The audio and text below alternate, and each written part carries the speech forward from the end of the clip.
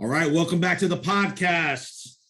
One of our first chats of the week is going to be with Matt Zemek. Matt is the editor of Trojan Wire. It's part of the USA Today sports network. You can read all of Matt's stuff. We've had Matt on. Matt is our West Coast college football insider, and we have more breaking news, Matt. Last time we had you on, it was USC canning Clay Helton. And tonight, we are taping this Monday night. Out of coincidence, it is Nick Rolovich out at Washington State. Give us the details. Yeah, so it's really, the politics are complicated. The politics behind the scenes are very complicated in terms of, what was an extended months-long standoff between the coach and the school. But in terms of, what needed to happen for Nick Rolovich to stay on at Washington State, that was very simple. But now what he believes and how he arrived at his stance, that's complicated. And I'm not going to presume to know what Nick Rolovich has been thinking or planning or hoping. But the terms are very simple. Washington State University and the state of Washington had a COVID-19 vaccine mandate. They had a mandate. Today, Monday, October 18, was the deadline. Either you get vaccinated or you get an exemption for either on religious grounds or other grounds. And the appeal for an exemption was denied a few days ago, earlier in October. So Nick Rolovich had this situation laid out before him. You get vaccinated or you get let go. And Rolovich had every chance in the world to get vaccinated.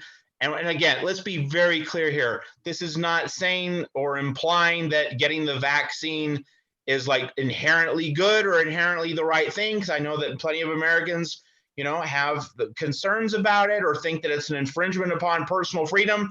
This is not an implied verdict on any of that. It's just that Rolovich's employer and the state in which he worked as a public employee, they had a mandate. So when your employer puts forth a mandate about anything, doesn't matter if it's a vaccine or whatever, and you choose not to do it, well, you are making your choice.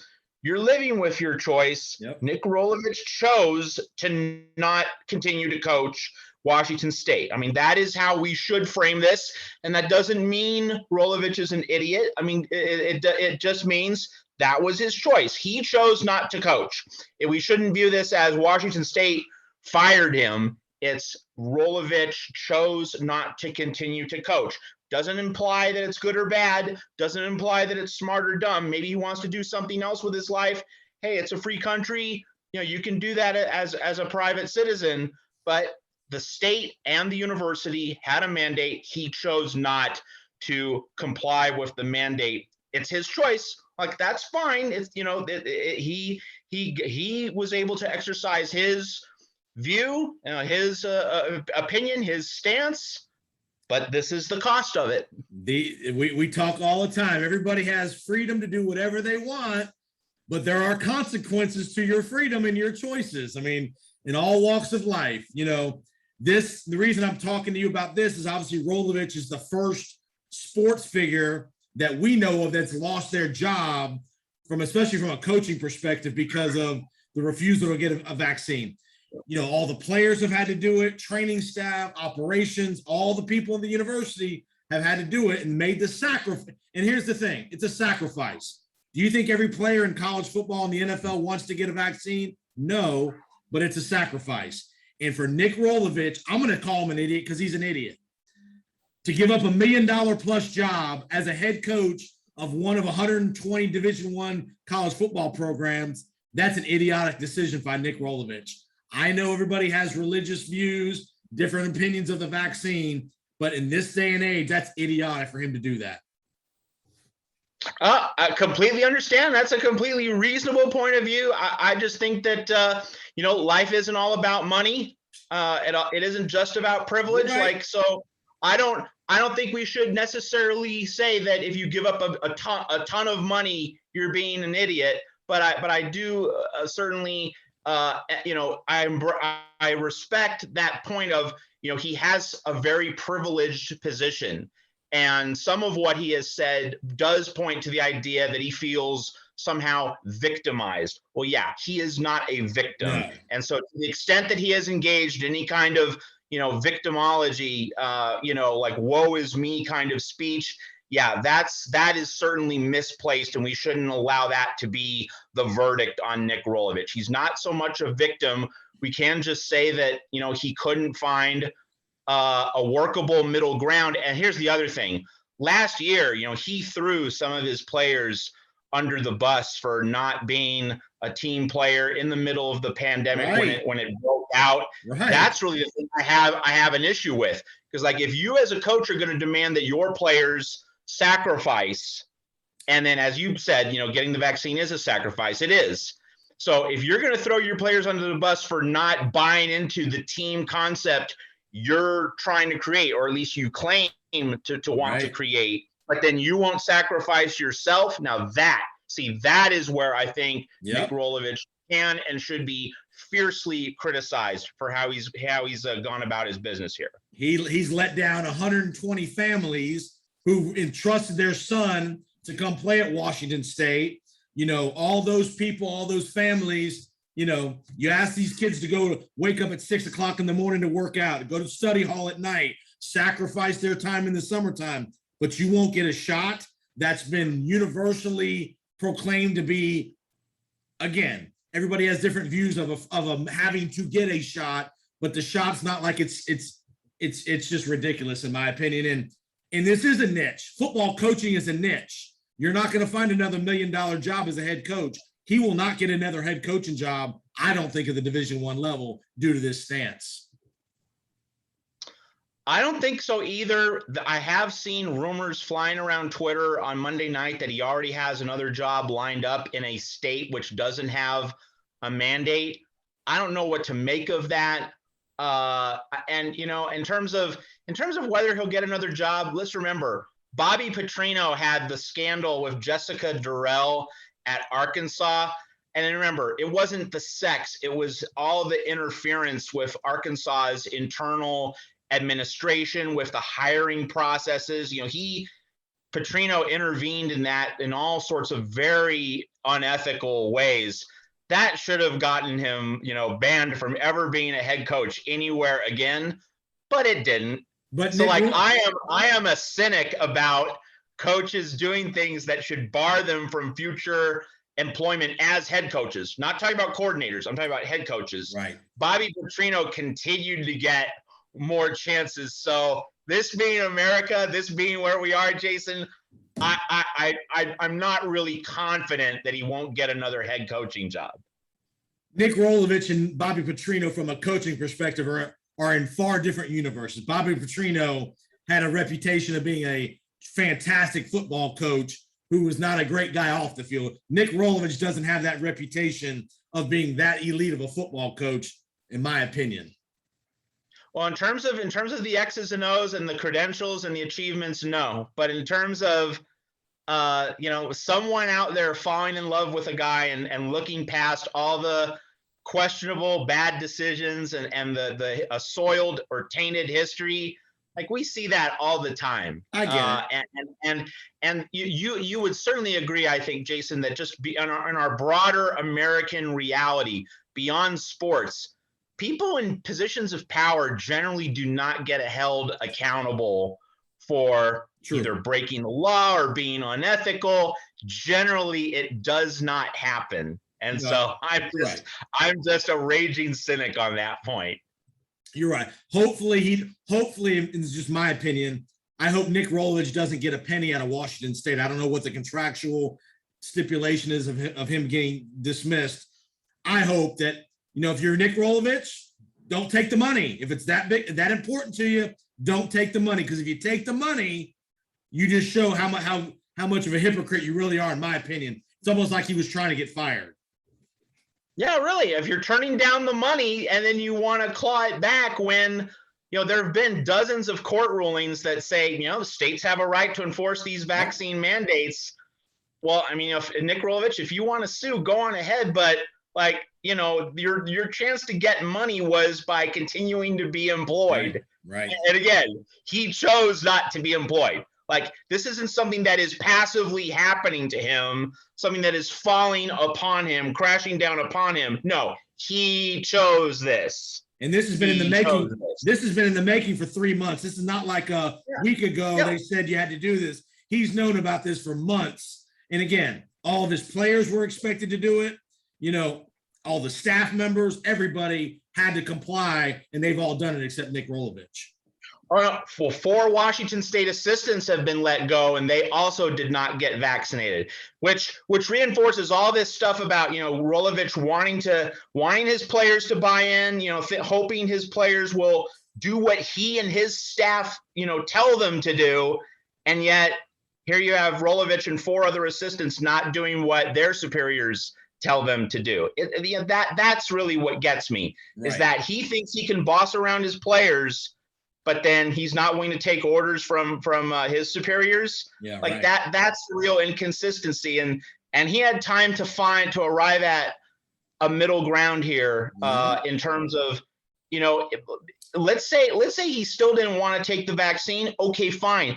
Then say to your players, you know what, if you want to leave the program, I understand, or I'm not going to. Rolovich should have told his players, he should have been much more explicit, both this year and last year.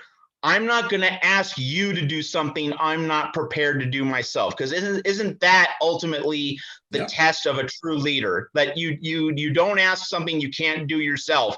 And Nick Rolovich, by that definition, he is a bad and failed leader. I agree. All right, let's take some more drama down to the Bayou.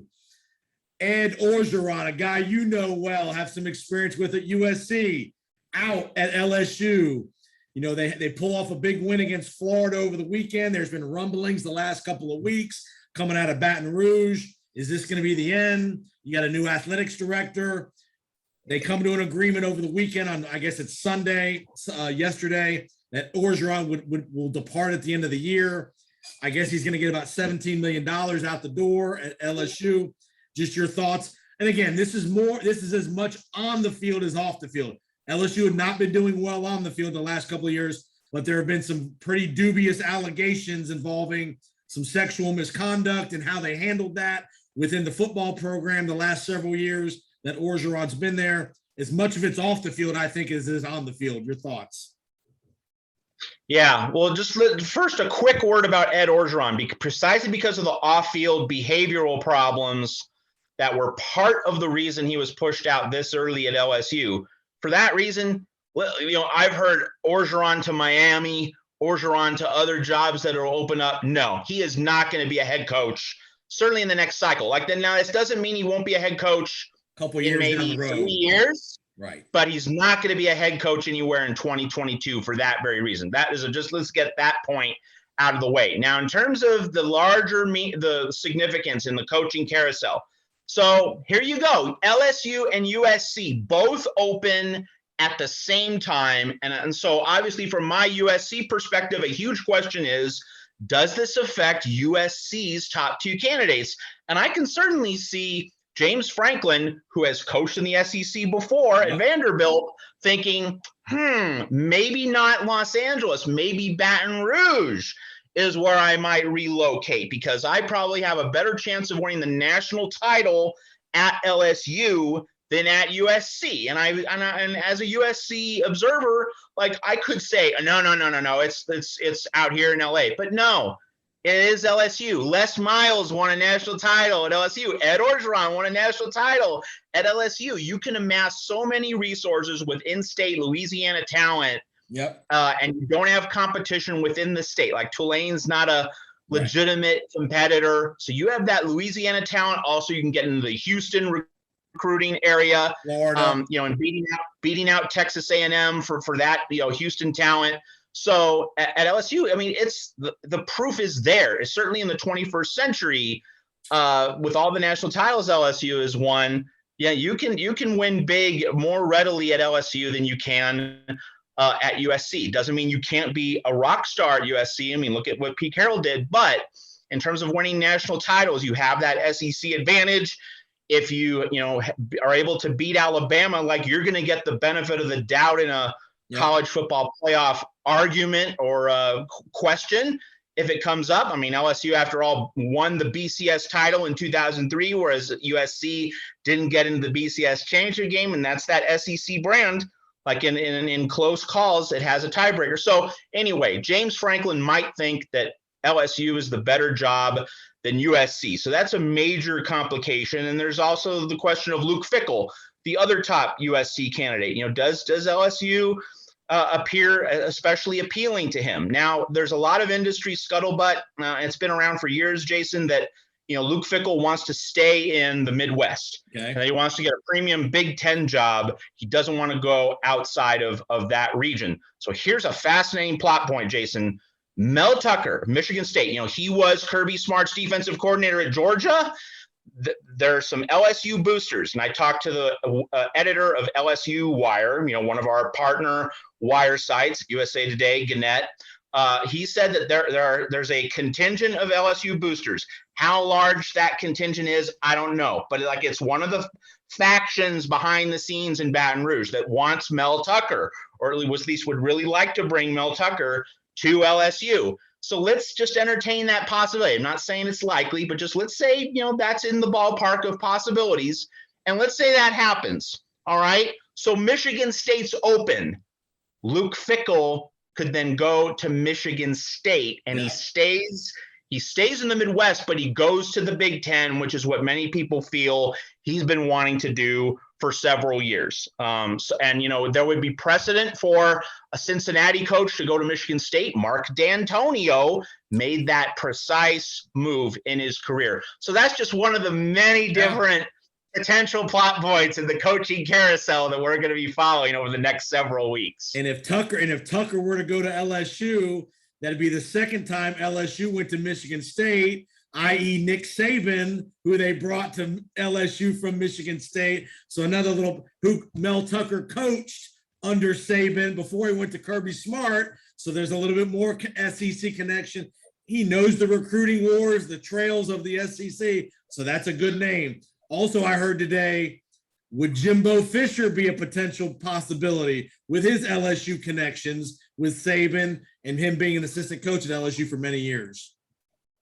Absolutely. I mean, that certainly is something he has to consider because, Jimbo, if he keeps losing the SEC West, I mean, obviously he beat Alabama, he beat Nick Saban this year, but, those early losses still have A&M, in trouble in terms of being able to win the SEC West. Right.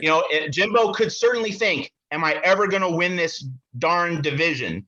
And if he thinks that that's an impossible task, well, moving to LSU certainly makes that a whole lot more realistic if we're being brutally honest about all that. So that's certainly a possibility. The obvious counterpoint is that he's just making a bajillion dollars and, each win, so the boosters want to just shower him with more and more cash. So why would you want to walk away from all that money that he's making? So, but that's certainly a possibility. And the other thing is Mario Cristobal, and I think he's staying at Oregon, no matter what, I think he's staying there. But there's certainly been some whispering over the past few days that, forget about the Miami job, that LSU could be on his radar screen, and LSU might reach out to Cristobal if, he's not going to be the number one candidate, probably not even number two, number three, but James Franklin says no, or it goes to USC. Luke Fickell says, I'm staying in the Midwest. You get a few other dominoes to fall in a particular direction, and then maybe Cristobal is like the fifth choice for LSU. And let's remember, LSU didn't get its first choice. It didn't get Tom Herman when there was that battle with Texas a few years ago. So, if LSU doesn't get its first two or three choices, you never know. I mean, we have seen far stranger things happen in the coaching carousel than Mario Cristobal to LSU. Now I'll give you one more name, which I know we've talked about before, who's got connections SEC and out West, Lane Kiffin. He keeps winning. Yes. He keeps winning at Ole Miss, with the offensive firepower, the ability to recruit quarterbacks, skill players, which is what LSU really needs. They've always had defensive talent. They need some more skill players. That the one year they had Burrow, they went the distance. So a guy like Lane Kiffin, if he can stay I think he's in the mix. And that would be so fascinating. And we this week we have Lane Kiffin and against Ed Orgeron, Ole Miss LSU. So that's a spicy little plot point. And so, like, if we're gonna read the tea leaves here, Jason, if Lane Kiffin is interested in the LSU job, and we don't know this for a fact, I can promise you he is. All right. Okay. Well, let's just go along with it. If he really wants to prove a point to the LSU brass, what is he going to do? He's going to try to score 80 points against the Tigers. Yes. And going to say, you want me on your sideline. You don't want me doing that to you. Yep. So that's just a fascinating plot point coming up. And the other thing is, let's say Kiffin does go to LSU. He would then annoy the hell out of a second SEC fan base when he dumps in a hot second, for another job. He did it with Tennessee, staying there 1 year. Now he hasn't been at Ole Miss very long. He'd annoy another fan base. That would be amazing. No doubt. There's going to be some massive behind the scenes chatter between ADs and agents in these next 3 or 4 weeks with your job open at USC. You got the LSU job open.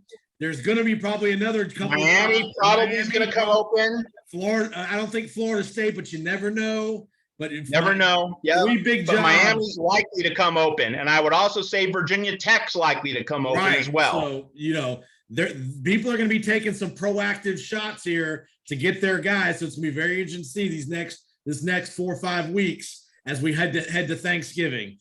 All right. The center of the ESPN college football world's coming out your way. Saturday night, UCLA, Oregon. ESPN will be there. Fowler, Herb Street, ABC. This is Oregon's chance to stay in the mix. They've still got a shot here to get in the playoff, I think, if they can run the table. Just give us a quick preview of the game. Yeah, so, Oregon didn't beat Cal until the last play of regulation. Stopped Cal inside the 5-yard line to win 24-17 at home, and Cal is a really bad team. Cal has just 1 win. So, like, if you're an elite team, you shouldn't be getting taken to the last play by Cal. And it's mostly about the quarterback spot. Anthony Brown, Oregon's quarterback, the transfer from Boston College, he's playing very mediocre football, wasn't especially good against Stanford, wasn't especially good against Cal. So, and that was, Oregon Cal game came off an idle week. Oregon had 2 weeks to prepare for Cal and get Anthony Brown and its passing game back in order. Very plainly failed to do it. So purely in terms of how the teams are playing, UCLA is a more informed team, playing better football than Oregon. But the thing is, when UCLA comes across a big moment, UCLA flops. Like UCLA lost by 19 at home to Arizona State in a game where the Bruins were favored, got shut out in the second half. I mean, UCLA usually steps on the rake in these really big moments. But, I mean, just purely on form and also in terms of quarterback play, this is a game UCLA should win, but UCLA usually loses. Like, let's remember, you're aware, being in the Southeast, that, Tennessee hasn't won a conference championship since 1998. It's the same with UCLA. That was also the last year the Bruins won a conference title. So, UCLA is like basically. Was that Cade McNown and Bob Toledo? Cade McNown under Bob Toledo. Yes. Yes. And so, UCLA is basically the Tennessee of the West. Wow. And so, UCLA should win this game, but since when should anyone trust UCLA in a big game? That's really the main big picture view of Saturday's game in Pasadena. And say what you want. I know Oregon's not playing very well right now, but if they can just win the games, I don't think they have to win by a ton. Because style points don't matter. They have the best non-conference win in the country at Ohio State. If they go 12-1, they're going to be there. But it's just highly doubtful that they're going to go 12-1. I get it, but they don't have to have. The good thing is they don't have to have style points. I think they just got to somehow win the games. And again, after UCLA, do they play? Who would they play? They're at Utah. That's going to be another tough one. Yep. But if they get by that, if they can beat UCLA and Utah on the road, yeah, it looks pretty good for him, but it's going to be hard for him to win both of those games. I agree. All right, I'm gonna get you out of here on this. Give me 1 minute on what your thoughts were on the situation in Knoxville over the weekend. What a disaster there at the end of the game, pelting the field with all the water bottles after the controversial spot. Ole Miss, Kiffin back in Knoxville for the first time as the head coach. Just your thoughts on that whole situation. The SEC fines Tennessee $250,000 for the actions. What just your general thoughts about fan behavior around the country in situations like this?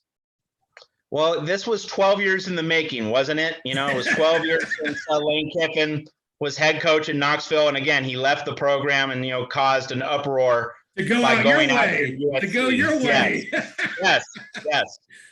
So, a few thoughts. One, if a fan brings a golf ball to a football game or a basketball game, like, isn't that a tell about what that fan intends to do? Like, right. That's a weapon. Like, that should be obvious. And so security. Where was security on this in terms of confiscating that? Like, you can't bring a golf ball into a football stadium. Right. Like, there's no redeeming purpose or value there. The other thing is, in terms, if you don't like a call, this is something that should be addressed.